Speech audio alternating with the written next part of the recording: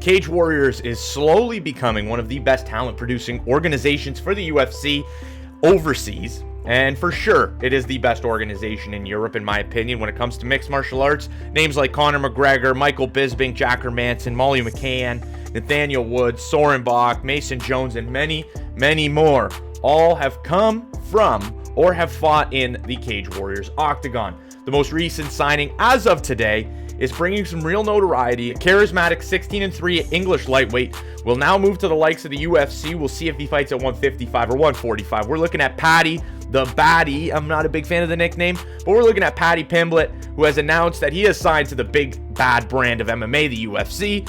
For this episode of Career Retrospective, let's take a look at the superstar known as Paddy Pimblett.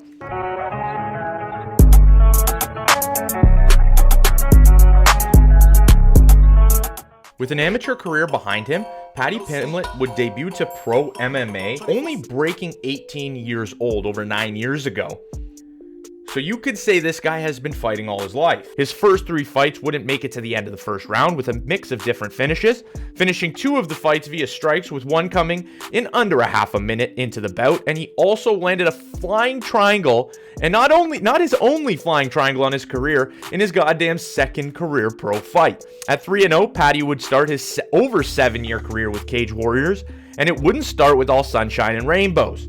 Winning his debut for the organization, he'd face his first sign of adversity. He'd take on the Jackson Wink fighter, Cameron Else, who is now in the UFC, and very early in both fighters' careers, Else would submit Paddy in the very first 35 seconds of the fight. Although having a loss on his career, Pimblett would show his resilience and bounce back from the loss into reeling off a streak of 9 straight wins, and still to this day has never been finished again.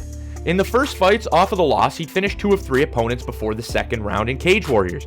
He'd also jumped to full contact contender to add his first career gold. He'd submit undefeated Kevin Patesci in the second round in the main event of Full Contact Contender 12, and went on to defend the title with another rear naked choke finish, this time in the very first round. This would come against the tough and game on the night, Miguel Haro. From leaving Cage Warriors on the early main card slots, he'd return from Full Contact Contender as a co-main event behind Jack Hermanson's title fight.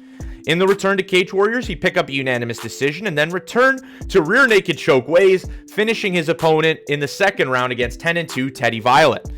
Finally, at 11-1, he'd secure his first title fight in Cage Warriors in a co-main event of Cage Warriors 78. Here, he'd win the 145-pound featherweight title, and he'd get a main event title defense slot against the tough Julian Erosa. If you know who that is, he's in the UFC now. And Paddy would win a hard-fought and somewhat controversial unanimous decision, and would throw up blood in his post-fight talk. Sadly, Pimblett would be on the other end of a unanimous decision in his next title defense main event. Headlining the card at England's Echo Arena, the hype and backing of the crowd would not be enough to deter Narimani. Pimblett would, through unsuccessful takedown attempts, would lead himself into bad positions, but his most significant moment of the fight, when he was getting Narimani's back at the end of the third round, but with seconds left, he was unable to secure anything to finish the fight.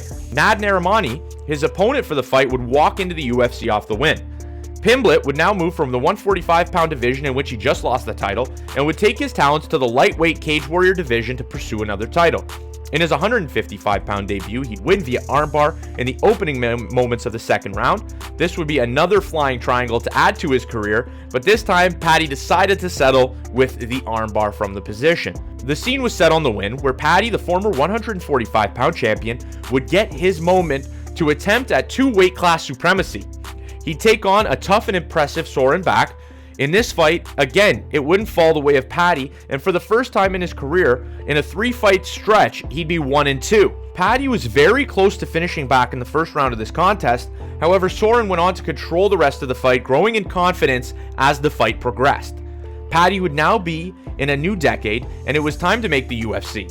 With Bach departing Cage Warriors after winning the featherweight title in his next fight and becoming a 2-weight world champion, Paddy would have another shot at 155 pounds, where he'd stop Decky Dalton in the first round via strikes, and then would return from a COVID layoff almost a year later at Cage Warriors 122 last weekend, and again would send his opponent packing in the very first 2 minutes of the fight. This leads us to where we are now. Paddy has just been announced as signed to the UFC. 6 days ago it was rumored. Today it's been officially announced on UFC's Twitter Europe page. And now we got to look to where Paddy is going to get his next fight.